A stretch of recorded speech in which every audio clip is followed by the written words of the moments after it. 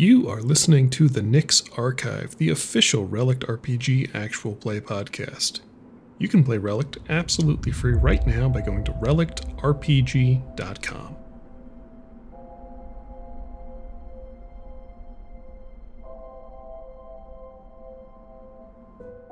Hello and welcome back to the Nyx Archive. I am your Game Master, CD Corrigan. Hey, how we doing? With me, as always, are our lovely diminutive dungeon delvers, the lovely Miss Maddie Hammond. Hello, everyone. I'm playing Farah today. And, of course, Marissa Montero playing... Skink. Last we left off, we had our first combat of the story. Our heroes and their new... vanished now friend Jat had been walking back from picking up some snacks to go meet Jat's handler and reconvene with Brunskull and Aurelia when the long haul exploded, as inns and taverns are wont to do. A fight ensued with a... what do you call a group of murderous mages? A fizzle? Murderous mages is kind of its own, like, alliteration. Yeah. A fizzle of murderous mages was duking it out. Nah, murderous mages is just better, you're right. Was duking it out inside the long hall, got into the mix with Brunskull, Aurelia, and Lady Sive, and poor Roland, who got hit in the crossfire and was down for the count. Lady Sive buried under rubble with what appeared to be the leader of the mages, Brunskull, Aurelia, and Jat absconding with a prisoner at the end of the battle, and we pick up right there as Lady Sive emerges from the rubble and turns to Skink and Farah and says, "Not exactly how I wanted to make your acquaintance, but I suppose this works." It works for us. Hello, Lady Are they all Sive. dead? Good to meet you. Yeah, looks like everybody who's left is dead. I think Brunskull took one alive. Oh yeah, there's one in To the be fair. closet. Yeah. Brunskull, the tall fellow, I don't know him. Wispy beard. Yeah, that one. Wispy beard. He's in the... and you see she kind of points to where the closet was, and I think you guys would look over and see that the wall appears unblemished there. Oh, the whole closet's gone? Yeah, the door's gone. Well, That's there was a interesting. closet. Lady Sive goes, "Yeah, there certainly was/is a closet there. That's something. Is Roland alive? Has anyone seen him?" Yeah, He's behind alive. the bar. I checked on Roland, him. you good? Miss Sive, I'm okay. All right, well, that's good. Do you need medical attention? Probably. All right, we'll get on that. Presumably someone has gone running to alert the town watch by now, which I suppose is great. Hell of a day. Hell of a day. I know you've been under this pile for a while, but I we were have. very instrumental in taking care of this. Go ahead and make a, I'm gonna say a cleverness check, and you're gonna be... All right, so here's, I'm gonna set it ahead of time, so don't tell me what you rolled yet. Okay. On a 6, I'm gonna give you something. On a 7, I'm gonna give you something else. No, I'm not on a 7. On a 10, I'm gonna give you something more. Okay. And it is 13. Well done. 10 plus Not a- 3. 10 plus 3. Yeah. Beautiful. Okay, so the thing you get on a 6 is you notice she's been under that pile of rubble for a minute, looks completely unscathed, not even dusty. Neat. Yeah, right? Useful. Screw dry clean only. On a 13, you say we were instrumental in all of this, and she kind of looks at you for a minute and just goes, looks at the zombie corpse behind you and goes, "Well, I appreciate the assist. It really seems like you two know how to handle things. Yeah. You're a little banged up there, Miss Farah. You all right?" I am. I'm gonna have a seat for a minute. Okay. Farah's gonna sit down just like she got rattled, literally. Literally. In the affliction. She's still rattled. Yes. And she's gonna sit down on her butt, you know how you do when you're really tired and your like knees are up and you're like, and her hands are on her knees. And she's gonna reach into her jacket where she shoved the bag of fish really quickly that they were planning on eating, and she's gonna eat some fish. She's gonna pull it out of the bag. Hopefully it's not dusty. She dusted it off. She has dust on it. Go ahead and roll a And, d12 for me. Okay. Did it survive? That is a 9. 9. All right. It got squished a bit in the fight, That but tracks. yeah, She does not care. It's not real. The food is still just as food as it was when you started. Yeah. For just reference, Maddie wouldn't care about that, so Farrah's certainly eating it. Yep. Beautiful. The old squished bagged lunch. Love it. That, I think, is going to be a good moment to step out of character for a second and say this has been our first combat scenario of the game. We're a couple episodes in now. You guys won with flying colors, and I think it's time for a level up. We are going to... Chris, future Chris, put applause clip here. Nailed it. I have one too. Nice. So we are going to bump you guys up to level 2. Very fun. Ladies and gentlemen, that was a level 1 fight in Relict for those playing along at home. Jat as well was a level 1 character who we may see again, so he won't be next time, but here we are. So a couple things are going to happen at level 2. Here's a basic rundown for audio here. Each character in Relict has a major class and a minor class, and some of our players also have a third class called a influence class. I'm not worried about the minor and the influence when we level up. We're just going to look at the major class. So for Skink, for example, that would be Necromancer. For Farrah, that is Enchanter. To level up your character, our players are going to scroll down on the class page for their major class to the specializations area, and this lists out the choices you get as you level up at each level for that major class.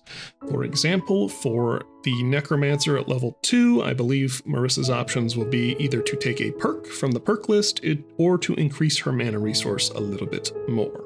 So a mathematical buff or a more situational specific ability or buff from the perks list. And there are quite a few perks in Relict, so she can browse to her heart's content there. The other thing that's going to happen is that a bunch of our players' resources and skill check, the math of the character, go up based on your level. So there are a number of things that will increase, including their mana and stamina pools. And at level 2, your spell check targets will also increase, as well as a number of other things that happen at half levels. So there we are. Let me ask you this. Would it benefit me to get specific weapons training since I make weapons? Did you make weapons? Yeah, so technically, yes, bluntly. So you can make any weapon. Farrah's Enchanter ability allows her to conjure weapons in combat for her to use, but if you conjured one that you are not trained in, you would have the penalty associated with that if you used it. So if you would like to be able to use those other weapon types without a penalty, absolutely. Okay, excellent. And does it... Okay, let me ask you this. My character level increases, so it technically still increases my mana by 1. It does. But I don't get the added boost if I choose the perk. Yeah, so the other level 2 option is to increase your mana regeneration by 1, which is something that only happens every 2 levels because it involves a half in the math there. Yeah, that's so right. it lets you get a little bit of a leg up on that for your level. Okay, sure. Okay. I think I'm gonna take the perk. Come back to me though, because I might look at a couple other things. I chose my perk. What'd you choose? I'm going to choose the spell Whisper. Oh, beautiful. Skink's going to abuse the crap out of that. Right? Marissa for Skink has chosen in the perks list.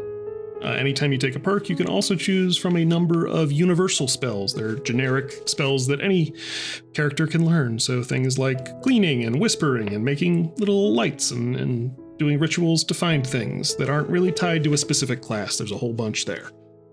So beautiful. Marissa has chosen Whisper. And I'm writing it down. Yeah. I think I made all the math changes on my page. Right. Let's run through there's some math changes now. Yeah, so your character level goes up to 2. That will increase some of your stamina. Yeah. So your toughness bubbles will go up a little bit. I've got CL and half CL in there. So make sure you get those. By the way, if those of you who are watching the video version of this, you might see us holding up these books here. These are available on Amazon. It's how we help support the system, which is, of course, free to play. But these are our character journals. They have a bunch of character sheets and damage charts and notepads and stuff for keeping yourself organized. Okay. What if I took something entirely impractical, like clean? I love it. Yeah, why not? Listen, I want to be very clear. I always encourage players to take the impractical choice. I love it. I'm doing it. My That's favorite what I want. sorcerer I've ever played never took Fireball or Lightning Bolt. Would you like me to read that for audience? Yeah, I was going to say, let me run through the math stuff here real quick, and then I was going to have Whisper and Clean get read out because I think that'll be fun. Yeah. Mathy things, just to flag, your toughness resulting things go up. So how many hits you can take before you get an affliction, regardless of your charts. Your stamina capacity goes up by 1. Your regeneration will go up by 1 as well at level 2 for both mana and stamina. Same with mana capacity. So all of that. And then your major class, minor class, influence class, spell check targets will also increase for the first time. All down on the page, and you can see on this lovely convenient page here, all of the math is filled out in these bubbles, so you don't actually have to remember all of that. You just look at it, and it's all there. So, when you guys are ready, whoever would like to go first, let's say Maddie, if you'd like to read out Clean when you are done doing the mathy stuff. So Clean is a spell that it's somatic. When you touch something, you use an action to do it, and it costs 1 mana, or 1+. You remove 1 square foot of dirt, grime, filth, or other surface level cosmetic contaminants from an object, creature, or surface you can touch. The soiling material is dissolved harmlessly, and the object looks, smells, and feels like it had been given a thorough scrubbing or bath. You can upcast, meaning that's you can add mana to increase the affected area by 1 square foot for each additional mana added. It's a very aspirational spell, I feel like. Yes. Is it necessary? Like, I don't feel the dirt of my character, but it's convenient. I will put this out there as a prediction. You will find a way to abuse that in such a way to, like, get through a puzzle or around an obstacle or something. I'm calling it now before the story is done. Somebody will find a way to make Clean work for them in ways I did not expect. I love utility spells. Marissa, why don't you give us Whisper? Okay, Whisper is a verbal cast. It has a range of 50 feet. It only costs 1 mana to use, but for every extra point of mana spent, you increase the range by 50 feet. So, you indicate a specific creature within range. You must be familiar with the creature or able to perceive it directly. You can speak in a whisper, and the creature hears you as if you were whispering right into their ear. The whisper is audible to other creatures, but only if they are extremely close to the target. Neat. Beautiful. So just to clarify on that, that means that if you were outside and Farah was inside, you're familiar with Farah, so you could whisper to her. Exactly. But if someone you'd never met was inside, you wouldn't be able to do it to them unless you could see them through a window or something. Perfect. Beautiful. I love We it. are going to cut back to our scene now.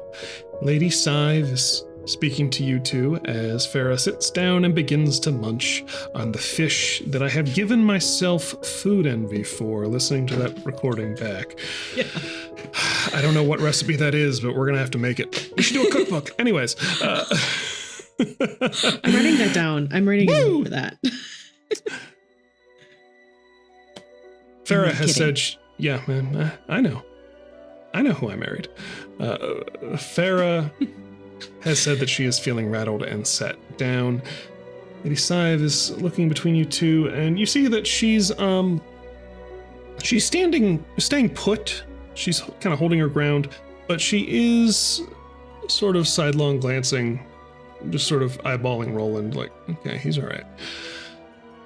Interesting. Well, it seems that my office has been demolished. That's great. Not entirely sure how structurally stable the rest of this roof is. So, couple things. Need to chat with you two. Think we have some things in common based on some things I've heard. Curious to know more. Also, can't get over the fact that there was a closet there 5 minutes ago. I'm gonna go look at that. Sure. You do what I'm you just do. curious. Are either of you taking any actions in this moment as she walks over to the wall? I am just eating my fish. I feel like I'm just gonna stand right next to Farah because for some reason Skink just has a lot of distrust of this elf because first Chester was murdered for something that had to do with what she was looking for. And now the place that she was calling her office has been destroyed. So it seems like a lot of bad things happen around this elf. And I just want to stand next to my friend and like watch her go away. Whatever else is going to happen to her, Skink doesn't want to be next to it. It's fair. It's fair. That's fair. You guys are standing together. Lady Sive walks over to the wall, and you see she kind of looks for a moment and just goes, whoop. Hand goes straight through the wall. Yeah, that's an illusion. Okay, thought I smelled one. And she just steps through the wall. Farah is not having it. She just shakes her head and keeps eating the fish. Farah, do you want me to just peek? I'll just like stick my face through the wall and then come and tell you what's over there. If you want, man, it's okay. Sure. You know when you've had a really like stressful thing happen and you have like a blood sugar dip? That's what's happened to Farah. She's recovering. It's fine. Okay. I think Skink will go investigate if there's like anything to see with like just sticking her head through the wall will do anything, leaving her body on the side of the reality that we understand. Okay. As you go up to the wall, feels very counterintuitive to just put your head through wooden planks and plaster. Yeah. You go through with absolutely zero resistance, just boop, like it is purely like a hologram, effectively. You see the expected broom closet, door open. Lady Sive, I think this might be one of the first times you've been like close enough to like inspect her with nothing else going on. Very well-dressed woman, this jet like blue-black hair put back into a very precise like ponytail updo with a little embellishment on it. Very fine, like looks like silk, but also lined clearly with something thicker and more insulating, like fur-trimmed cloak and robes. Leaning down, I think the most unusual thing about her is she's wearing these like half gloves that look to be made of this very smooth white, like almost like bone white polished material, and she has like bracers of the same color, all again lined with, the bracers are lined with fur as well. And she's kind of crouched down, looking at the floor and like tracing her fingers around in a pattern, and just goes, "Hey, necromancer, how you doing? Basic illusion, we can..." And the illusion disappears. Okay. Yeah, nothing to worry about. They didn't leave us any nasty surprises or anything. Looks like they teleported out of here. Not...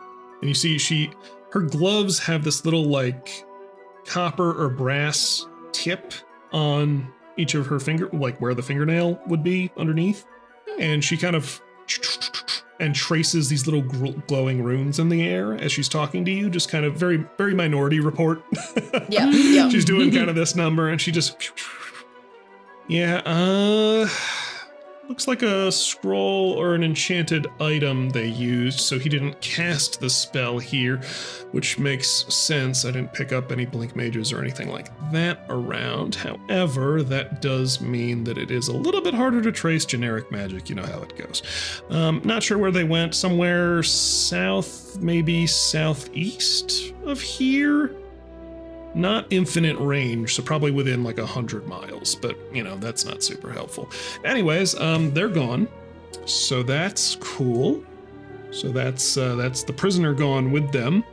Honestly, that's the part I'm a little miffed about. Let me guess, Order the 7 steps, one of them? Yeah. Cool. And yeah, she's walking back out with Skink. Right, Farrah's not in there yet. No, she's saying all of this as she kind of wraps up. Yeah. Once the wall disappeared, it was like she was saying it for everybody to hear. Yeah. You two are the only ones in the room who have a fucking clue what she's talking about. There are a few people around who are like patching themselves up. There's a lot more people who are not going to be patching themselves up, but it doesn't look like the long hall was super slam packed when all this went down, or like everyone ran away. So the damage was done probably in the first couple of seconds. And really Roland's the only one who's in need of some more serious medical attention. So yeah, she walks back out and says, "Okay, well, interesting. Really would have liked to talk to one of those little fellows. If I'd known they were going to keep them, I wouldn't have put that one's head through the... Well, He deserved it. Yeah, gotta take a while to dig him out. Okay, well, I'm sure Miss Quick will be here in a moment to interrogate all of us. Would you like to retire to my estate before that happens? I really do need to talk to you guys. Well, hold on. Roland, you good? I'm fine, Miss Sive. I'll wait for Mrs. Quick here. All right, up to you if you want to talk to the sheriff, militia, whatever she is. No one's really sure. She's a paladin, really. If you'd like to talk to her, or just come with me, but obviously I'm not going to be working out of here for a while, and I haven't really set up a position anywhere else in town. Wait a minute. Weren't they after you? No, actually, they were after the Order fellow, the tall guy. Really? Yeah. So I'm... Skink is still suspicious. Roll a cleverness check. All right, I will. I might oppose it just for fun. Ah! What is her? Well, I got a 15. It was a 12 plus 3. She got an 8 plus 8, so that's a 16. Okay. You do not glean anything devious about that statement, but I think you do glean enough. Well, you got a crit, yeah, so am I taking a fate point? You got a crit. Didn't click on that for a second. You may take a fate point, or you may roll again and try and beat a 16 and add it to the... What'd you have, 13? I don't think I can beat a 16. Wait, what did you roll now? She had a 15. You had a Had a 15, so 15. literally if you roll anything else and add it to 15, you will beat her. Oh, if I added to 15. Yeah. Got So it, you got it, don't got get the it. fate point, but you basically have the option if you can take a fate point or you can beat her on this.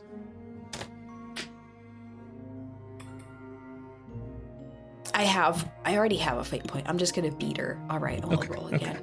I got a 14 this time. You got a 14, nice. Yeah, so you have severely beaten her on deception. Okay, so here's the thing. You were checking to see if she's lying about these people being after her, right? Mm-hmm. Okay. By my math, you've also rolled like 29 at this point. Okay. So here's how I'm going to handle that. Because the answer to your question is no, she's not lying. These Okay. people were not here for her. Okay. That doesn't feel 29 worthy. So I'm going to give you a little bit extra. Just about her. Mm-hmm. As you're talking. And she's like, no, they were after, what's his name there? Skink, you just walked through an illusion. You saw her dispel an illusion. You saw her do a bunch of stuff. You also saw her stand up from underneath a building that got dropped on her and not look even a little bit dirty. I think the wheels start turning and you go, this woman is telling me the truth right now and is 100% not who she appears to be in this moment. Okay. Making a note. Sive, more than an elf. Yeah. I don't think... on that extremely good roll, I don't think you clock anything malicious necessarily, like she's being deceitful to try and win one over on you. This is just how she has chosen to present herself to anyone who perceives her. Okay. All right. Lovely. Some of the distrust starts to fade. Sure. Yeah, just there's something Yeah. happening here, and I see a Yeah. little bit more of it now. Okay. She goes, okay, well, so, Order of the Seven Steps has a beef with Stand By, and she, like, flicks her finger, and you see this little mote of magic, and just these little, like, runes go and sort of fade away, like she's scrolling through, like, a database very quickly. Goes, Rolodex. yeah, she's just kind of, hold on. And she goes over and grabs one of the dead mages. We'll say the one that you bloodied to hell and back, Farah. Nice. Just picks him up by like the scruff of the neck and looks at him and goes, I mean, naturally assassins wouldn't have identifying marks on them. These are generic robes. Looks like they were purchased in Farlow's Grasp, easy enough. You just acquire your local things. You don't want to leave any trace, but the methods of attack, the organization of their group, what I can see of the remains, I'm gonna guess Scriveners. Anyone heard of them? I have not. Wait, Yeah, okay. should I do a knowledge check? I was gonna say, this is the GM putting it out there if you would like to make a knowledge roll, but obviously she's going to explain some stuff. It's just a matter of if you know more than she gives you. Okay. Yes, I would like to do a knowledge check then. Go for it. Oh, I got a nat 12. Ooh, okay. Same option. So Fate point or roll 15. again. I think I'm actually going to take the fate point. Lovely. So 12 plus 3. So 15. 15. 15 is a very good knowledge check. Oh, and man, I love it when the dice work with us. So, Farah, you previously rolled an obscenely good knowledge check on the Order of the Seven Steps. We had dictated that was because you guys, in your delving into various lost and forgotten archives and libraries throughout your travels, had happened across some book of theirs that they had misplaced or lost to time and read a good deal about their organization. In that tract, which I will say, this is twice now that you are kind of narratively pulling on this, tell me, would Farah have kept this book? Ooh, great question. I don't think she would have. They were pretty mobile and books are heavy. If it had been a scroll, maybe, but I don't. If it's a full book, I don't think she would have it with her. I did say book, so that's fair. I appreciate the honesty on that there. I was going to be like, did Farah keep a book from every single place she got? No, okay. No. That makes sense to me. But 2 ridiculous rolls, I think we got to give it to you. Okay. So, you had read in this tract, I think you recollect your memories, your notes on the subject. Mm-hmm. The Order of the Seven Steps is primarily concerned with acquiring, compiling, and preserving knowledge. They believe there are multiple incarnations of the world and that knowledge is lost when the world goes through a transformation, and they exist roughly in opposition to this notion or in acknowledgement of. Scriveners, on the surface, appear to be a very similar group. They are primarily concerned with the acquiring of knowledge and information and data. They believe strongly in this element of achieving a sense of... I'm trying to figure out the way to phrase this here. They believe it is possible for one of their senior members within their organization to accumulate a perfect expertise in a given subject or field. On the surface, it seems like these groups would get along. What you gleaned from your readings is that that is not the actual purpose of the Scriveners. That is the face they present to people in order to move about relatively unmolested when they have to identify themselves. You don't know what else they get involved in. You do know that they have clashed violently with the Order of the Seven Steps every single time they come across each other. Okay. So Lady Sive is more or less reiterating kind of what that was to everybody else in the room and just saying, all right, so Order of the Seven Steps, weird mages show up unidentified, start trying to kill them, usually Scriveners. Weird. Can I ask her directly? Do you know why they fight or why they're so at odds with the Scriveners? The Order, well, listen, it's a good question. Neither group is very keen on talking to anyone else about it, right? The Order has a mission, as they view it, to preserve knowledge against an uncertain future. The Scriveners, and here's where I'm kind of at the edge of what I know about them. I want to be clear on that, because a lot of people have asked this question. What I've learned in my time is that the Scriveners work for somebody. There is a difference between trying to achieve and preserve information that might be of value to others and trying to hoard it so you have something that others don't. And I think that's the other side that they fall on. Obviously, neither group is super concerned with, like, mundanity and trivialities. Like, no one cares who the fastest horse was in the last, Bitter Road rally or whatever. Like, that's not what they're after. Both of these groups are more concerned with, like, esoteric workings, astrology, magical arcane secrets, the refining of, like, ores and mineral. Like, it's very useful knowledge. Having said that, I'm not really sure who the Order is stocking stuff up for. I just know that they're a little less, well, I'll put it this way. If you know something that both of these groups want, and the Scriveners get it from you, they're going to kill you to make sure no one else can get it. Noted. Yeah. They actually suppressed the discovery of gunpowder for a couple of years. Believe that or not. But they found the first couple of alchemists who were working on it down south and kept to them. Well, that didn't last. Yeah, it's not an easy mission they've set for themselves, and especially when you know, are taking things away that others really, really want, like kingdoms. Mm-hmm. Right. It's an interesting little dynamic. They walked in here and saw the tall fellow, and it looked like they were looking for him. And things popped off pretty quickly there.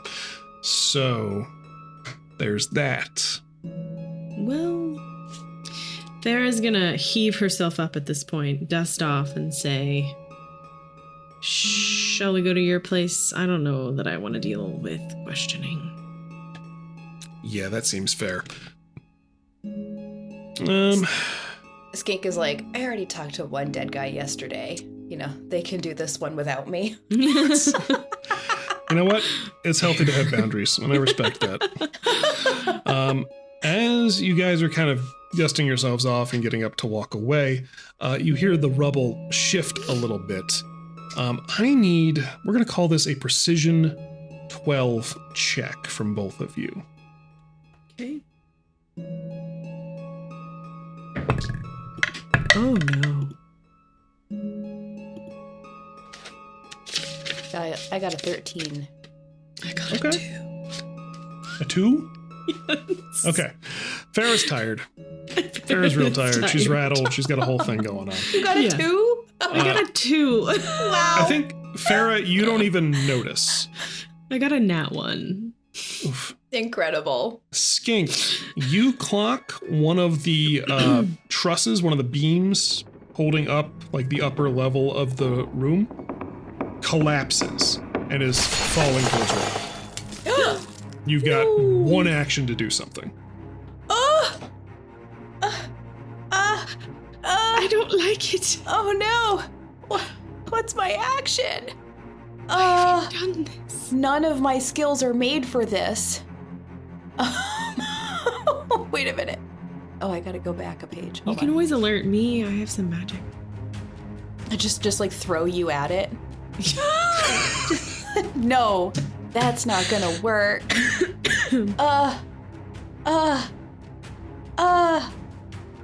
Alerting others is a valid response instead of like casting a spell or something. All right, I'm just gonna really quick. The elf lady can maybe do some. I'm just gonna like whisper into Roland's ear real fast. Just move. Oh, that's smart. Gonna That's whisper fair. That's because fair. I feel like he seems like he has some sort of very active background. I don't know, military something. I feel like he would act on instinct. If I just whisper move, I feel like he'll do it. Okay. Roland Even just roll. Roland has a +4 on this. Okay. A roll.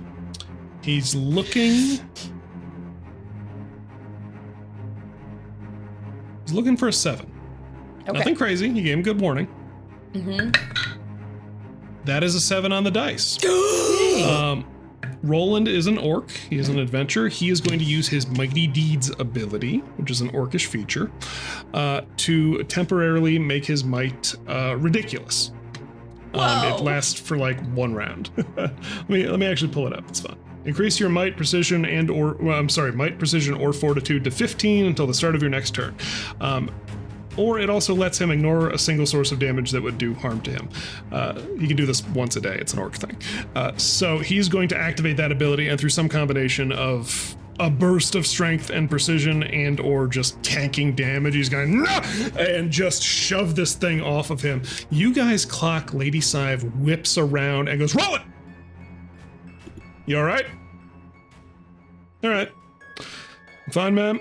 I think if it's not too much trouble before you leave, let's help everybody still alive to get outside. Me included, please. And you see that she goes over there and does like help him up. He's 3 feet taller than her, but she kind of like props him up and acts as a little. Farah will help too. She'll go to his other side, and I'm pretty sure with my metallic body, though I am tiny, he could use me almost as a walking cane. Yes. That is exactly what he does. That is a known feature. You actually count for certain things as a significantly larger or heavier creature.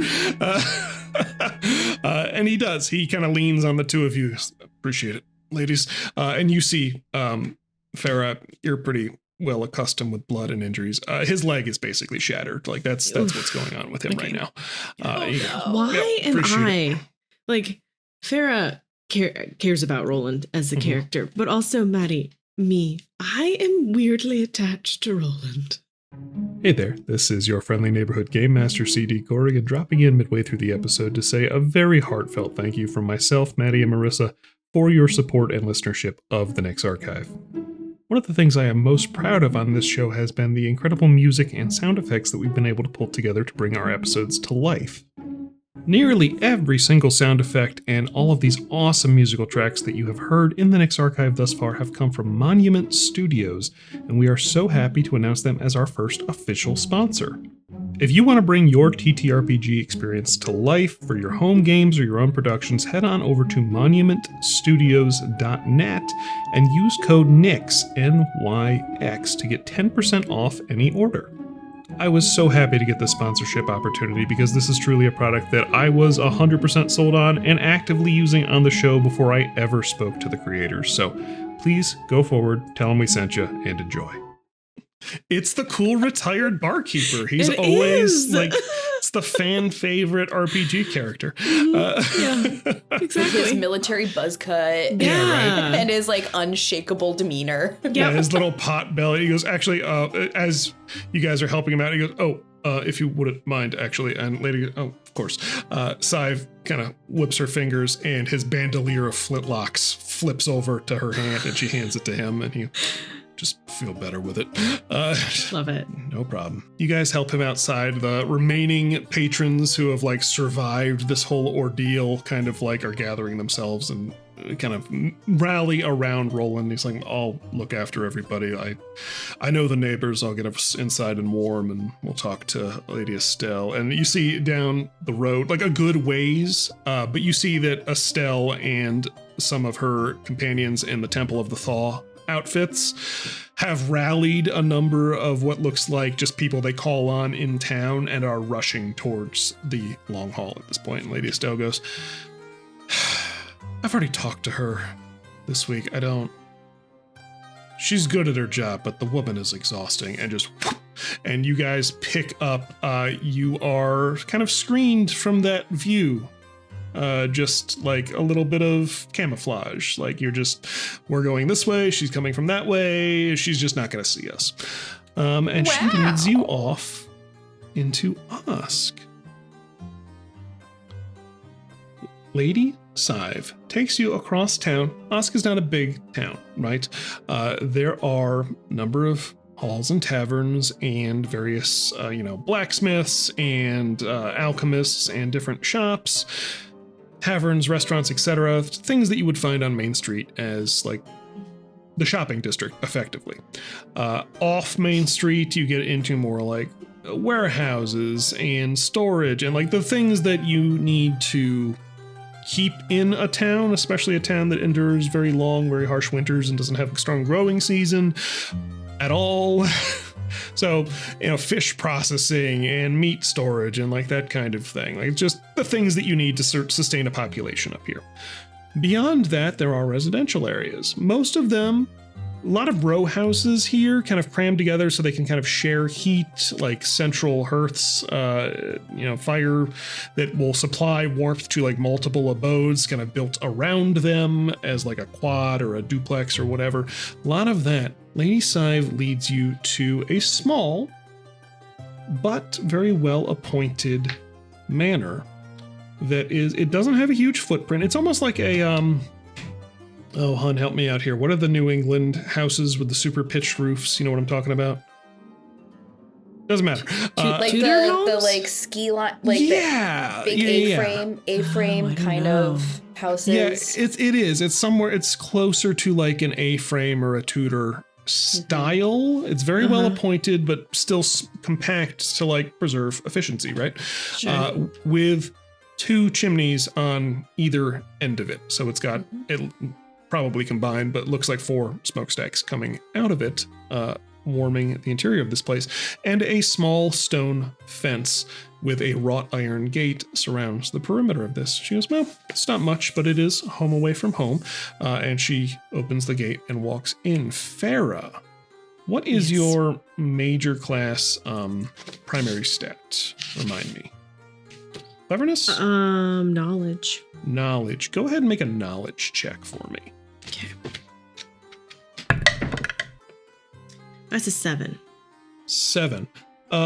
7 is enough to clock as she is invited you guys in. You walk through the gates. These gates are enchanted with runes that are not dissimilar to the ones that you work, but of a particular style that you are not familiar with. Okay. You just recognize like, oh, I get the architecture here. Don't Sure. know what that specific one does. It's different, different font effectively, but Okay. And she walks you guys inside. You enter into a well-appointed mudroom, effectively, but it is significantly warmer in here. She says if you'd like to take off your coats and accoutrement here, we have some, I don't know, lockers, effectively. We have there's like coat racks and a closet, everything. She's like, if you'd like to leave anything here, you're welcome to it. No one's going to mess with it. It should just be us here at this point. But I'm being rude. Can I get you some tea? Honey? Anyone? I would love tea with honey. Tea with honey? Great. Sugar? Cream? Anything? Same. Tea with double sugar honey. Ridiculously sweet tea for the goblin. Yes. Can make that happen. And just something a little more sensible for you, miss. Slightly sweet. All right. Mm-hmm. She turns and walks away. And then as she's walking into the house, you guys can take off your coats and snow boots or whatever if you want. I'm gonna turn to Skink and say, are you taking off your coat?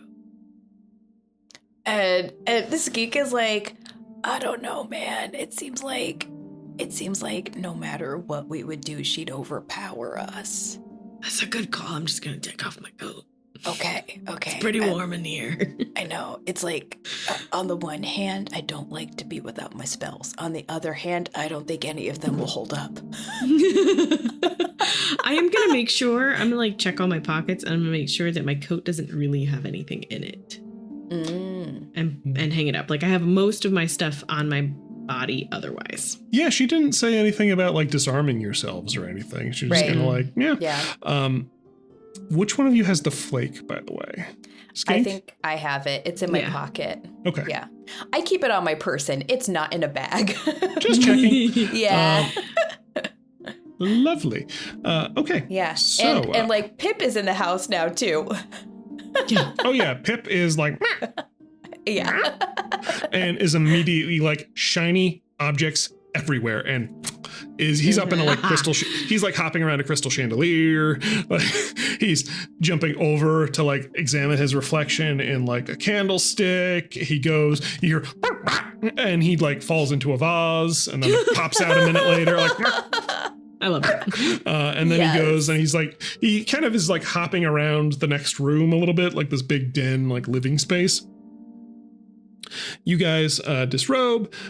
Lady Sive is coming out of a back room as you enter further into the house with a little levitating tray, and like a little tea set is like pouring Neat. tea, and little animated spoons and stuff are putting honey and sugar, and there's like 3 spoons working on Skinks right now. Excellent. As you guys come up, Skink, she kind of just leans in a little coyly to you and goes, I have a bit of a sweet tooth too. And you see that her cup has a couple scoops, not an enormous amount. Yeah. And she goes, well, I don't normally entertain at my residence, but I figured needs must and all. So welcome in, and you see that she's got a large sitting area, a number of like heavy furs and rugs and everything. No like taxidermied heads or anything like that, but there's like furs on the floor, like looks like some big polar bear related type creatures. There is a wide... It made me sad. There is a wide, like monument staircase, like heavy would be oak, I suppose, but a heavy dark wood staircase going up into a higher level of the home. And then beside that, offset a little bit, there's a stone staircase going down to a doorway that is closed. And she goes, well, it's, here we are. How is there a basement in this frozen tundra? Oh, well, it's very funny, the things that stand out to practitioners versus normal people. You have to understand, the first time I had Roland in here, he was freaking out over the levitating tea set, which, basic, simple enchantment. You worked at it for, I bought it. I didn't even do that one. Practitioner looks at a levitating tea set and is like, yeah, child's play. Let's talk about the logistics of digging through tundra. And I appreciate that. It's actually why I wanted to talk to you two. Do you want to see the basement? Like, we can go down there. It's just a little bit warmer up here. Yeah, I want to see it. Okay. All right, yeah, we can go down. I just want to note for the visuals, the thing that Skink was most excited about being inside for was taking off the giant Arctic boots and is now pattering around in her socks. Cute. I love it. I want the socks to be 6 inches too long. Yeah. Right, yeah. Love So if we're all gonna go downstairs, just flip flopping down with my socks. Cute. Yeah. As you guys are walking along, Skink, you have a moment of my socks feel different, and you realize that at some point in this conversation, Sive has just popped you with a clean spell. There's That's not awesome. in my house, you dirty goblin. you can wear whatever you want, but the socks are going to be clean. That's great. Hilarious. It fixed a hole in them too. Yeah. You're like, my socks are a little warmer. Wow. Yeah, clean mint. There we go. So you guys go down the stairs, and she, kind of scribes a little rune, and the door opens up, and you realize that, it was magically locked. There actually isn't a doorknob on this door. And she's just kind of narrating as she's, don't get many people too interested in the workshop, but here's what we've got down here. And she takes you down. There's a... She doesn't. I don't go any further than that door. You don't go any further than the door? No. I look in, but I'm not going to go past that door. I'm afraid of being trapped. She takes a couple of steps. Skink, are you following? Oh, I have tunnel sense, and I don't know. I grew up with a whole bunch of weird goblins and little dark like bunny dens. So this is not weird for me. Sure. Sure. Not afraid of being trapped. Farah is afraid of being trapped. Sure.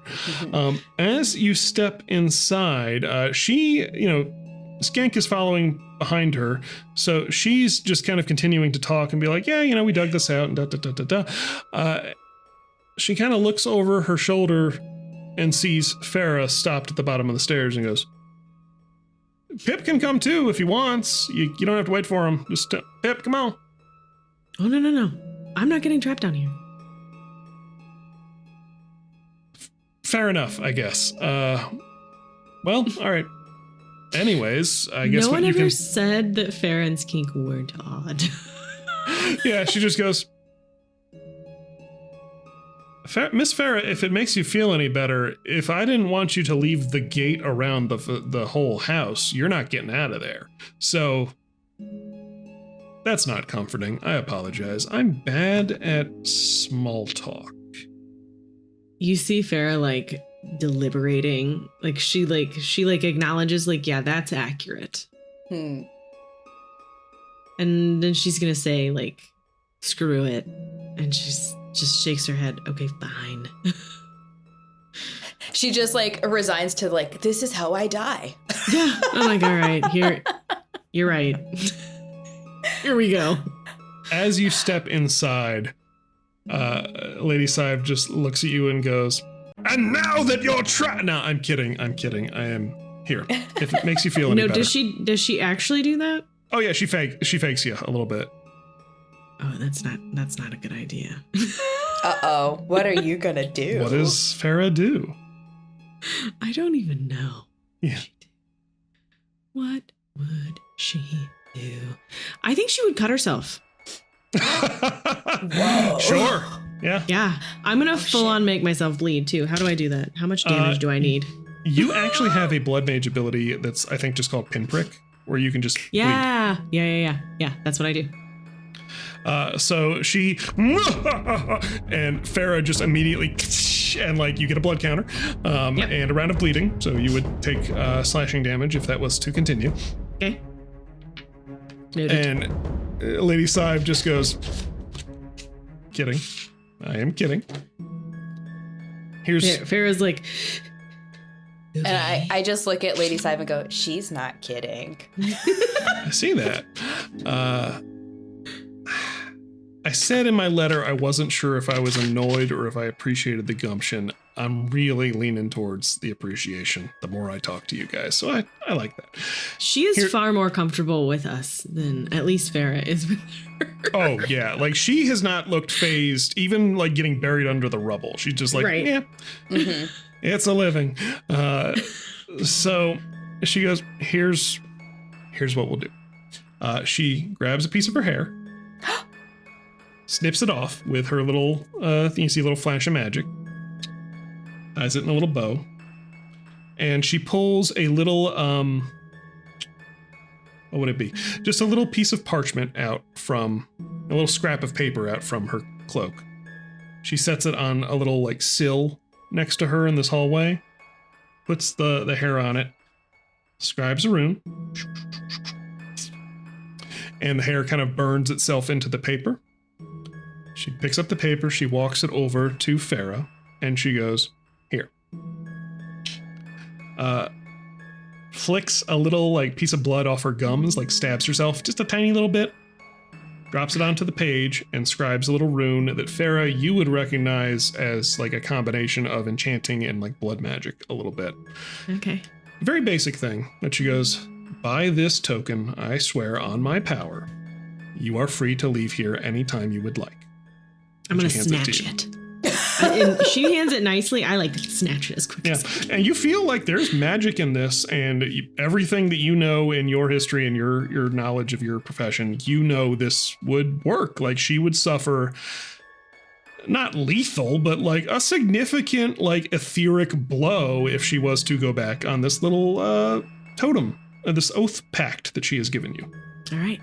Farah is Oath more pact, comfortable oath totem is what I was trying to say. Oath token. now. Okay. All right. Farah is comfortable now. She'll walk Okay. in there. I think she says, thank you. Yeah, I got no need to trap you here. It's, I mean, really, honestly, prisoners, inconvenient. Would have liked to talk to the Scrivener, figure out if they're going to be more annoying in the future, or if they were just here for the tall guy. But overall, taking prisoners not really worth it to me. Like it's obnoxious. You got to feed them. It's a whole thing. At this Anyways. point, now that they seem to be on like slightly more even terms, Skink is gonna say the tall guy was Brunskell. Brunskell. Mm-hmm. Interesting. I do have that name. Okay. So that was that Jat with him? Maybe. Yes. She just kind of goes, hey. I guess you've proven that I can trust you as of now. Interesting. Okay, Brunskell is actually a pretty... He's not high ranking. Like he's a senior member of the order, but he's got an important job. That's something. Fascinating. Okay. Skink is now gonna start to try to go around her on the steps because now I'm like, okay, we've all passed inspection. I do want to see what's in this weird. Sure. Yeah, no, come on. This is the workshop, the lab, the study, whatever you want. So you guys walk in, you see, it's underground. There's no windows or anything, but a long hallway with a series of like magical torches set every couple of, so many yards. So they look kind of like just a less excitable fire. Little glowing orbs kind of set into sconces. So Lady Sive takes you down through the basement. You see this long hall filled with mage lights, and she begins to indicate a series of doors off to one side of the hall. Sitting into the sun, set into the wall with the lights, are a series of small alcoves, little kind of shoulder height for her, shelves with various pieces of equipment, machinery on them. All of it looks destroyed, like very old, very ancient, bent, warped, cracked, broken. Question. Already? If it's at her shoulder height, we can see it from far away. But if we want to get up close to it, do I have to jump to see it?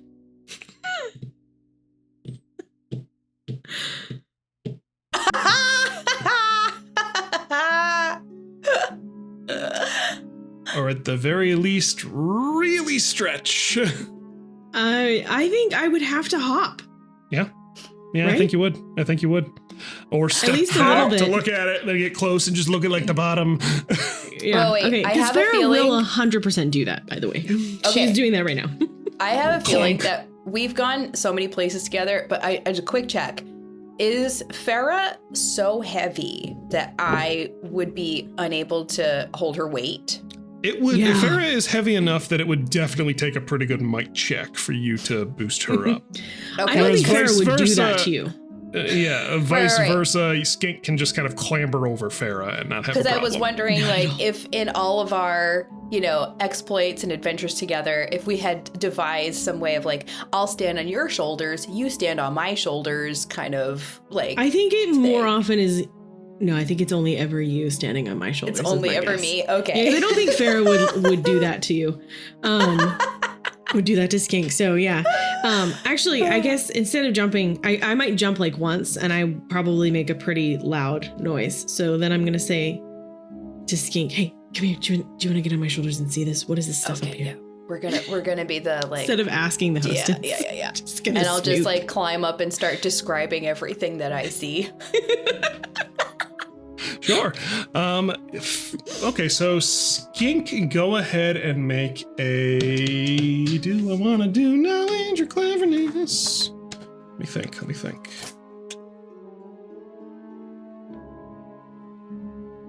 This will be knowledge. I'm gonna roll. Oh, wait, hold on. No, I did that wrong. I gotta do it right. I'm rolling. It was only a 6. You see that this thing looks like a hinge or a joint of some kind. And then you go to the next one and lump of metal, hard to say. And you go to the next one, it's like stone or ceramic or something, but you don't really recognize the shape of what it's trying to be.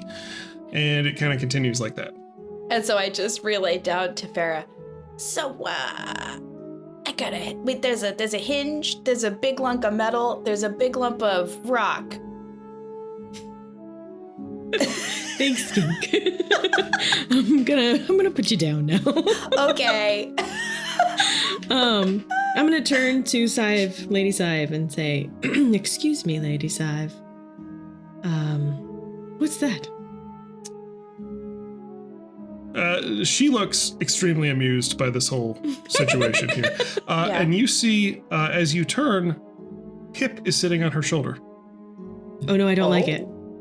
Oh, Oh no. have you a step stool? I can get you a step stool, but would you rather just see the whole assembly? Yeah, sure. Okay, Although, yeah, come this way. what is Pip doing on your shoulder? Oh, we were chatting. And I lean over and I whisper to Farrah, he's probably gathering evidence. And Farrah just nods and smiles. Sive just goes, no need to worry. Pip was very clear where his allegiances lie. Spent really like every other sentence reinforcing that. But yeah, we're just chatting a little bit. Anyways, and she turns and scribes open the door behind her, and she goes, "What you're looking at are pieces of various constructs. If you'll come with me, you walk into a room that is, it's a wide open kind of like garage or workshop.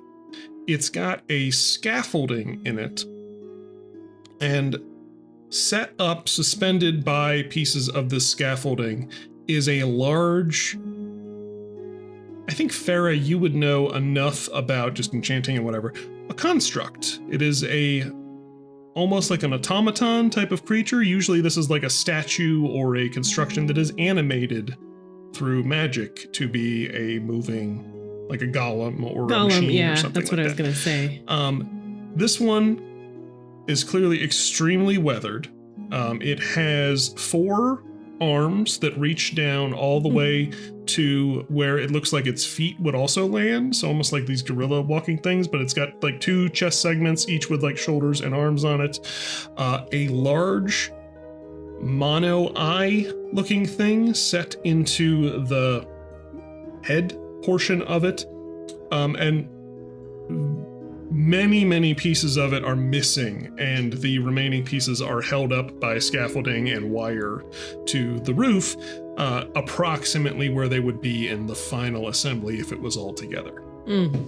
She goes, so those things out there are pieces that didn't fit into this one. And what do you use this one for? Oh, I don't use it for anything. I'm studying it. Where'd you find it? What do you know about this region that we find ourselves in? North of Osk, north of the Bulwark Mountains. Holy crap, was it powered by a flake? It's interesting you mentioned that. Yep. Okay, all right. I know that flakes are a thing, and I know that they seem to, I don't know enough about them to really speak to them. But Do you have I one? sense power. No, I've just felt one. Yeah, they're so unrefined. Flakes are, well, you saw what happened when the Long Haul exploded. Is that what that was? Dickhead shot a fireball at he didn't know it was up there, but there was that whole cache of flakes from my crew. Right. And they're not like super volatile, but you don't want to do that. Right. You throw enough energy at them and then they'll explode. Yeah, it really sets off a cascade situation. It's pretty violent if that gets going. Pretty hard to do if you find like a vein of them out in the tundra. It takes a lot to set off a mass that big, but once they've been broken up, surface area, you know, it's kind of that thing. The more you break it up, the less it takes to set one off, and then once one gets going, they all get going, and it's a whole thing. Sure. Yeah. So how do they work? Are they like a mana sink? that is the 10 million gold question right now. This is the only region anyone's ever found. Doesn't mean it's the only place they could exist. My theory is that they are actually frozen bits of ether. What? Whoa. The essence of the ether itself, this sea of energy that we all draw magic from into our world. I think something happened to freeze. It's normally when ether gets introduced into the material realm outside of the confines of a spell to like give it structure and form, it's extremely violent. Like it's volatile, it comes in, it flashes off. You can get really hurt trying to handle raw ether without like confining it in. Like it is actually safer to form etheric energy into a fireball that goes off in your face than it is to try and draw the same amount of energy as raw ether and handle it. Anyhow, basic magecraft, right? I think, I don't know what could have caused these. I know they're stable if you take them south. like out of So the they don't cold of the melt? Arctic. They don't melt, Okay. but they keep cold. They are honestly some of the best ice you can possibly have because it doesn't matter how warm outside it gets. Like they're gonna stay well below freezing at the same temperature you find them up here. Up here they kind of blend in, but They're from the void.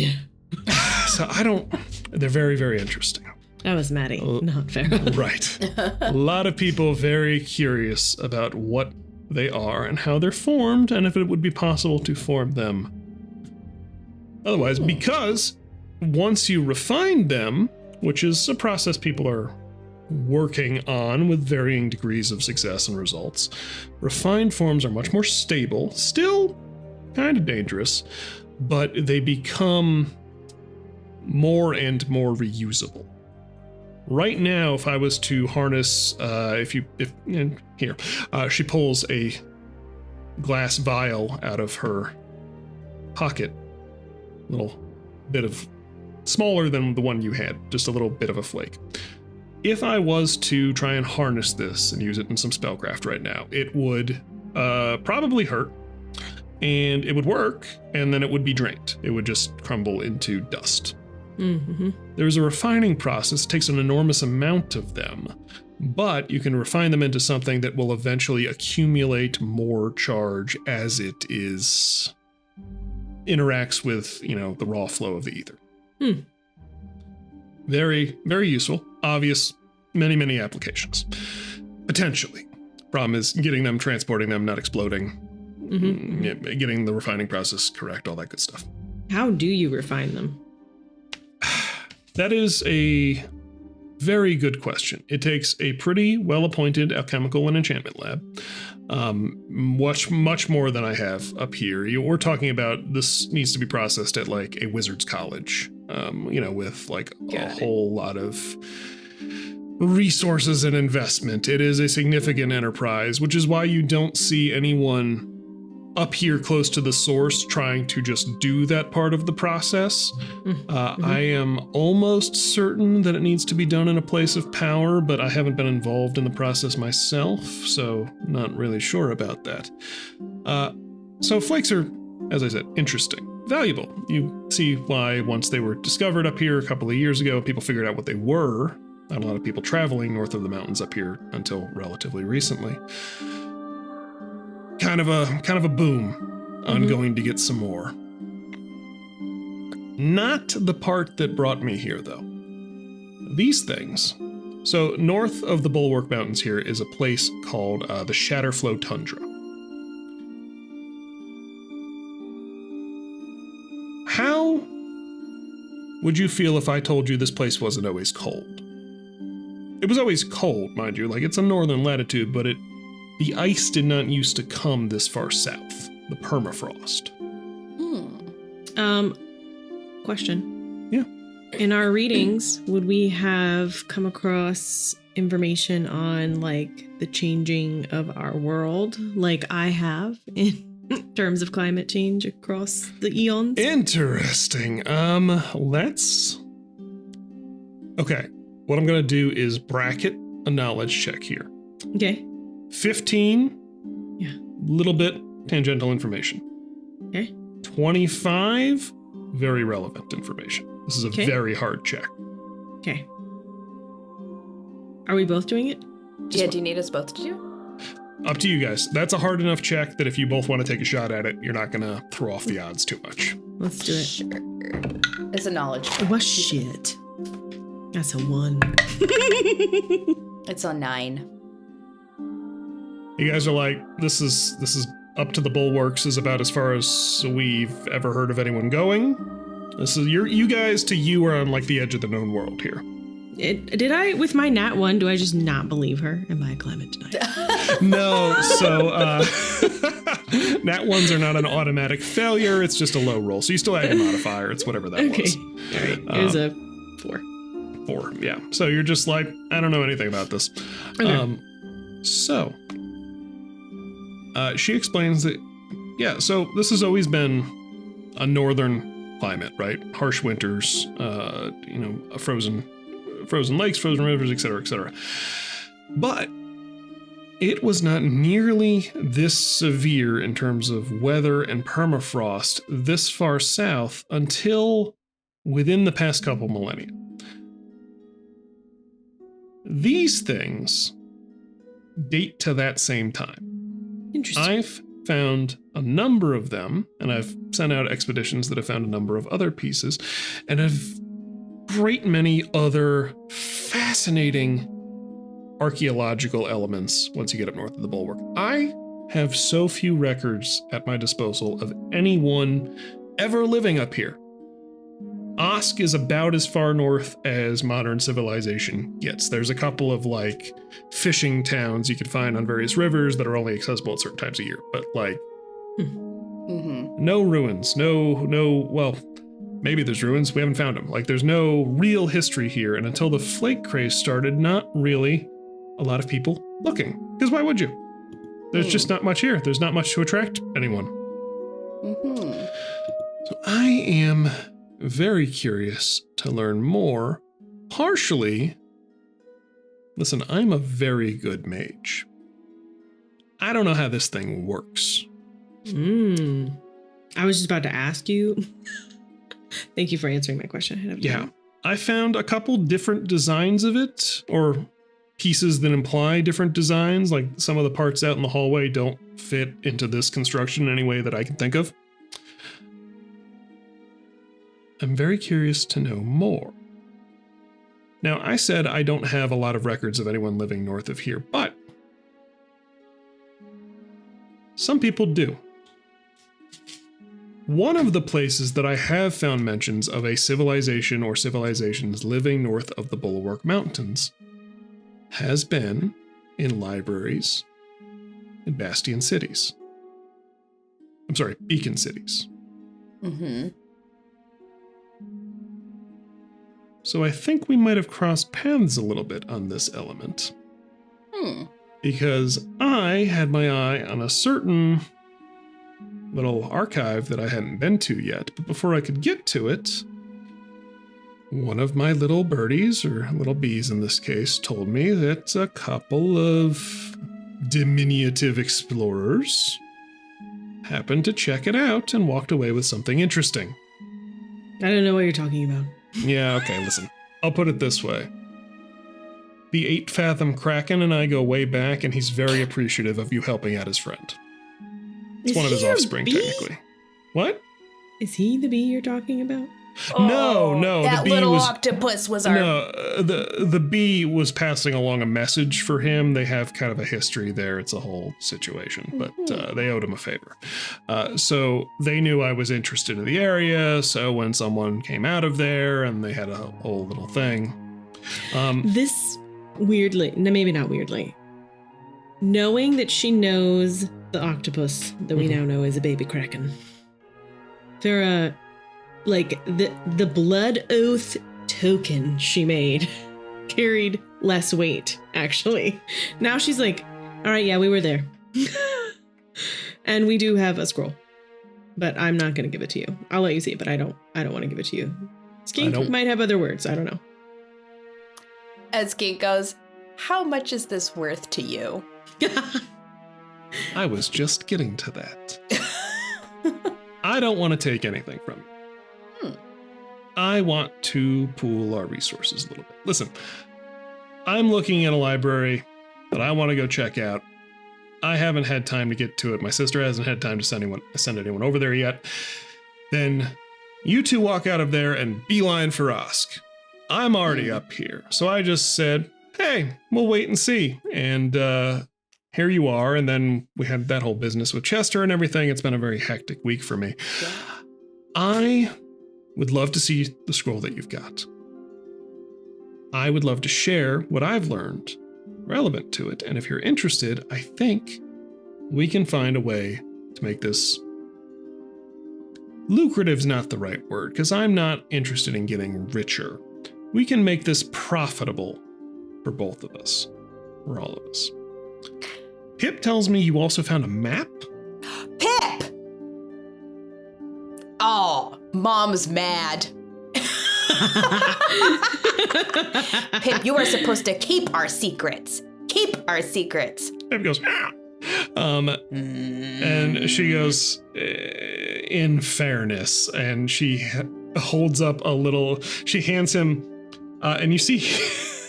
She's been bribing Pip with snacks this whole time. She's been bribing him with shinies. She's got a little, like... Cheater, pumpkin eater.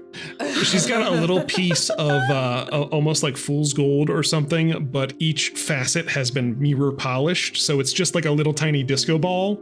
Oh my god! And she just goes, "I did promise I'd give this to him," and she's got it on a little string, and she hands it to him, and Pip's just like swinging it around. It is his kryptonite. It is. Like, That's yeah. You found his weakness. It's fair. Yeah, it's fine. Again, well, I'm not here to take your map. I'm just here to fill in some blanks. yeah. I thought we had a scroll. Do we have both? You So have we both. have a hand-drawn map and that scroll. We have That's both. right. That's right. We have a hand-drawn. I checked my notes. I have. Smart. So but- why don't you give me a brief rundown? Sidebar, this is a little bit for the audience who wasn't there in session 0. Why don't you give me a brief rundown of what happened? Oh, at Beacon. Yeah, I know you Well- went in. I know you came out. Before we tell you everything, are we just going to be partners? Can we agree to be partners? Are we in this like as a trio now? Skink is thinking like we could do everything we're doing, but now with all the like accoutrement of James Bond, you know, like this is like getting the person who has all the fancy gear on your team. Let me put it this way. I don't think we're after the same things. I think in the course of getting the things that I'm most interested in, you will find plenty to keep you happy. Very well. If we encounter anything where we think there is a conflict of interest between the two of us, I am happy to discuss that, but I really don't see how it could. Unless you want to get into the automaton business, because I'm very curious to find out how these things work. There is is a like- little bit. Yeah, a little bit curious, but I'm just like, I got dead things, you know. I make my own automatons, you know. But That's fair. On that, in point of fact, well, Do we need to go back and actually explain what happened? okay, so well, yeah, we're like sort of like getting around to it. Everybody's making sure, like, are we clear? Are we fair? Is this fair? Yeah. Like clearing. Lady Scythe actually goes, how about this? A down payment. Sound fair? She reaches into her pocket, and you see her hand goes way further than this pocket does. Pulls out something, and she hands you, she said, Miss Farah, I'm sure I will come up with something for you, but in the meantime, Skink, I think you'll enjoy this. She hands you a small bottle, roughly this size, little like water bottle size thing. It seems to be made out of like a glazed terracotta or clay, ceramic of some kind. Feels very heavy. It is carved intricately in great detail in the shape of a skeleton that has been folded up into like holding the shape of a bottle. Neat. And she goes, the skull unscrews. Oh my gosh.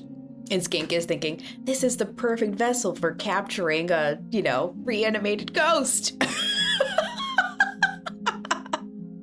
I don't know if it'll work for that, but why don't you pour it out on the workbench over here? Pour it out. Yeah. Okay, now I'll I'm show you. excited. Yeah. So, okay, pattering around my little sock feet to an open spot. Love it. Unscrew the skull head Mhm. and pour out the contents. The contents come out. Skink, I think you immediately recognize this is bone dust. Like, you know what that is. You pour this thing out, and a little pile just sits there for a moment. And she goes, you have to put the head back on the bottle. I put the head back on the bottle, screw it nice and tight. This like deep violet unlight fills the room. The bone dust disappears, and an assembled, looks to be humanoid skeleton is lying on the slab. Neat. Whoa. That is a skeleton jar. It will, well, here you go. Take the head off and touch it to the actual skull of the skeleton there. All right, I follow her instructions, do what she says. It crumbles to bone dust and pours itself back into the jar. This is the coolest thing I've ever seen. Oh my gosh. Happen to notice, doing a bit of necromancy there. Hard to carry full-size skeletons around, right? Sure. It's a problem we've all had, sure. Now, not a problem. And this thing weighs, it weighs like 3 or 4 pounds, but not as much as like a full human skeleton, for sure. Right. She goes, Takes up way less space. Takes up way less space. She goes, it only holds 1. If you use what's in there, you got to replenish it with another body. You got to find one. It's not infinite. But until you animate the thing and get it up and walking around, you can pop it in and out as many times as you want. Just a nice little thing to have in your pocket. Right? This is the coolest thing ever. Skink now absolutely loves this person and has giving me a present. Done. I'm on your side.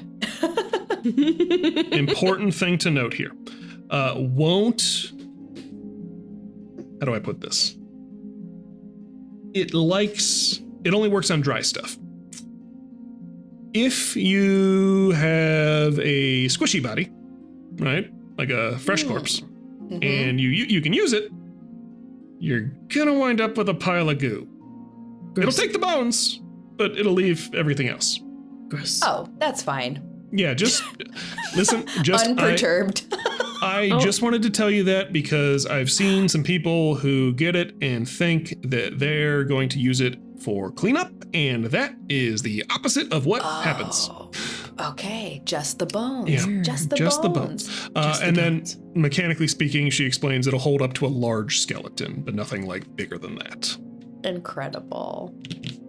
But only one skeleton of any size. Only one at a time. Only one at a time.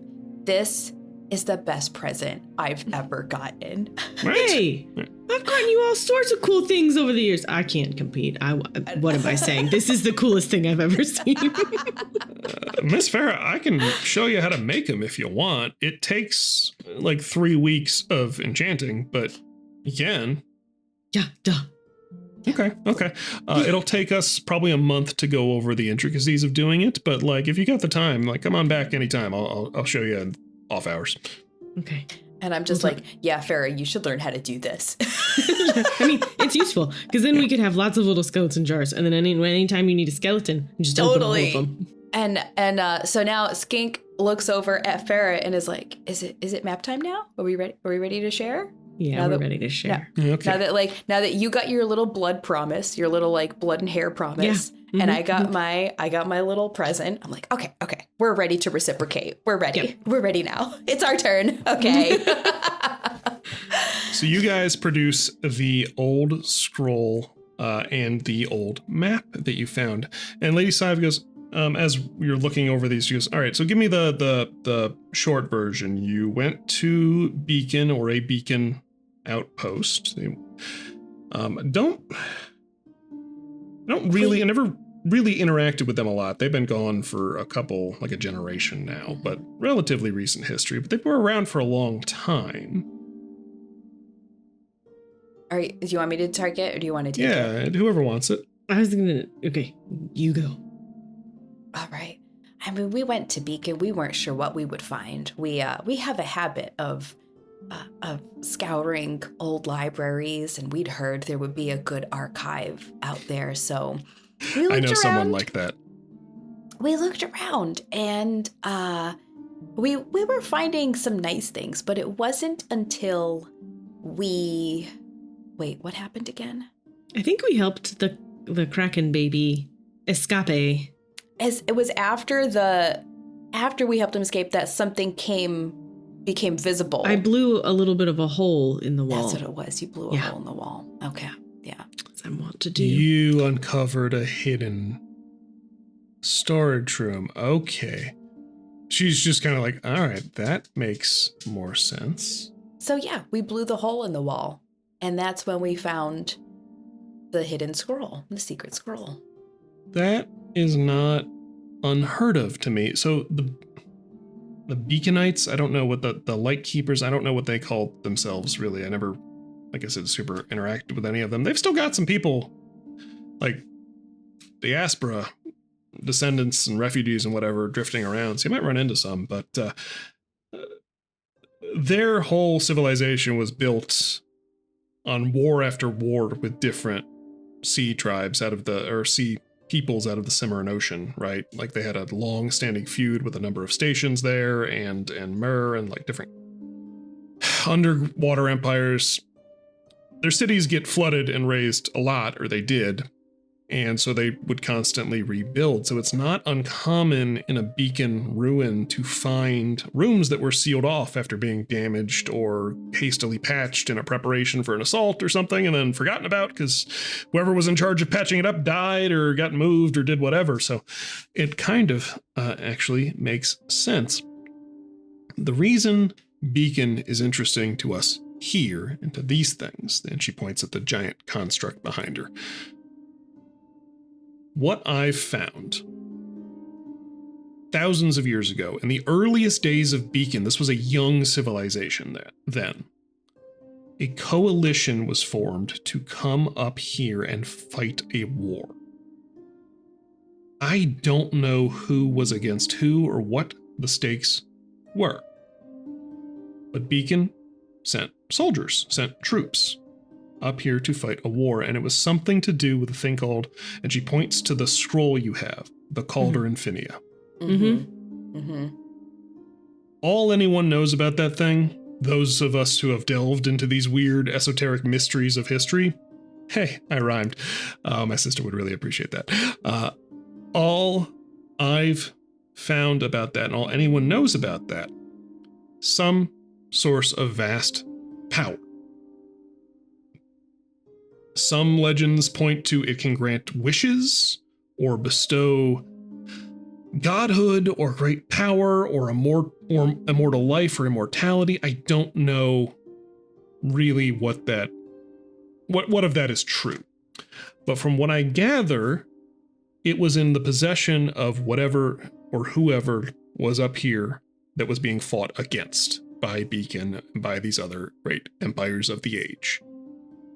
The other thing that I've learned, based on all of the scraps of writing that I've been able to pull together and all of the records and archives, at the time the largest army ever marshaled marched north of the Bulwark Mountains. None of them came back. Whoa. Uh-oh. And here we are with a frozen wasteland, full of flakes and these things. Well, I'm curious. For sure. I don't know about you, but I would very much like to know what happened. So do you have any leads on, like, where could we find that information? I do. Our dear departed Chester. Oh. I sent them, which by the way, I would love to know what his corpse said. I had hired his group to go north, and she points to your map and she goes, this is actually part of your map is outdated. Weird as that sounds. It looks like someone was sketching the features as they were at the time. That is not actually what the landscape resembles anymore. So here, and she pulls out a map that is largely blank, but has got some more details around like Osk, and you recognize the river and like leads over to Wharfton and the Bulwark Mountains and a little bit north of that. And she goes, so here, let me show you a little bit, like you can see how these features line up and then this stuff is like completely wrong now.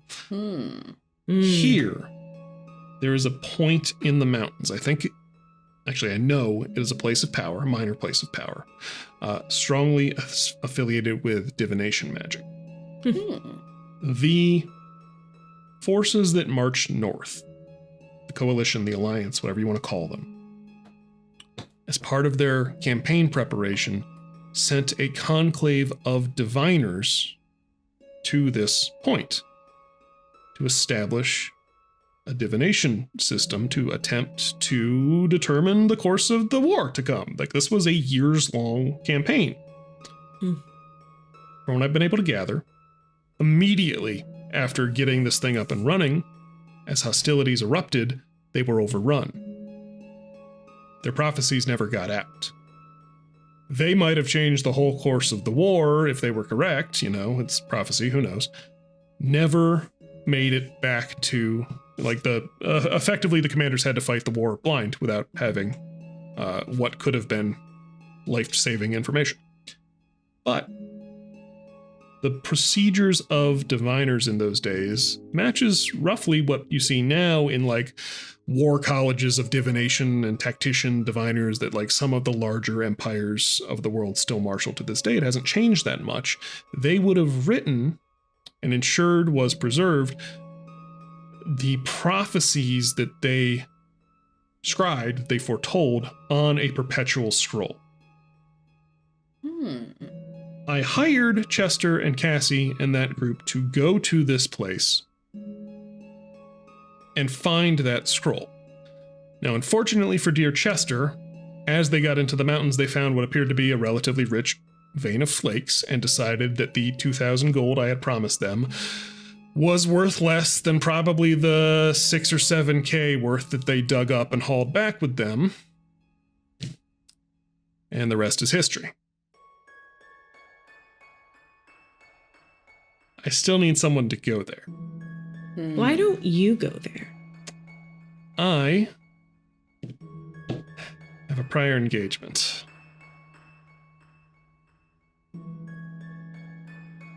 My sister is coming up this way. I don't see her that often.